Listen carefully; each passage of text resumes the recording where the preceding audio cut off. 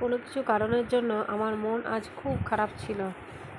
তো ছেলেমেয়েরা সেটা বুঝতে পেরে আমার জন্য চিকেন রোল নিয়ে এসছে, কারণ আমি চিকেন রোল খেতে ভালোবাসি।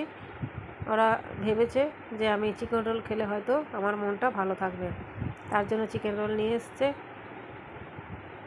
আর তোমরা চিকেন রোল কে কে খেতে ভালোবাসো একটু কমেন্ট করে জানিও।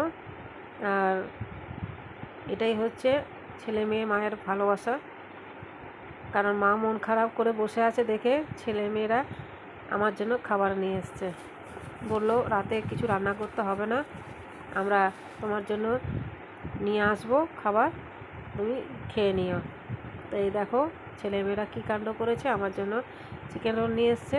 তো চলো এরপর খেয়ে নিই, আবার দেখা হবে তোমাদের সাথে পরের ভিডিওতে। Okay, tata, bye bye, good night.